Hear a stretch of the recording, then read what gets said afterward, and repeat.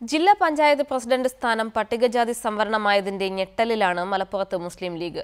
ജില്ലാ പഞ്ചായത്തിന്റെ രൂപീകരണം മുതൽ പ്രസിഡന്റ് സ്ഥാനം വഹിച്ച ലീഗിന് ഇത്തവണ പട്ടികജാതി വിഭാഗത്തിൽ നിന്നും ആളെ കണ്ടെത്തേണ്ട അവസ്ഥയാണ്. രൂപീകരണം മുതൽ ലീഗ് ഭരിച്ച ചരിത്രമാണ് മലപ്പുറം ജില്ലാ പഞ്ചായത്തിൻ്റേത്. ജില്ലാ കമ്മിറ്റിയിലെ പ്രമുഖരുടെ നിരയായിരുന്നു ഇത്തവണ മലപ്പുറം ജില്ലാ പഞ്ചായത്ത് പ്രസിഡന്റ് സ്ഥാനത്തേക്ക് ലീഗിലുണ്ടായിരുന്നത്.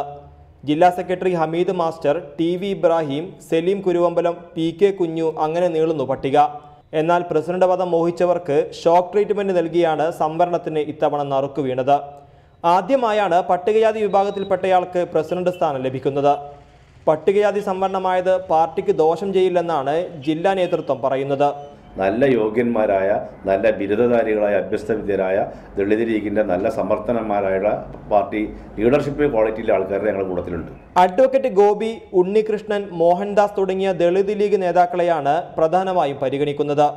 സർക്കാർ സർവീസിൽ നിന്നും വിരമിച്ച പൊതുസമ്മതരെയും ലീഗ് ആലോചിക്കുന്നുണ്ട്. റിപ്പോർട്ടർ, മലപ്പുറം.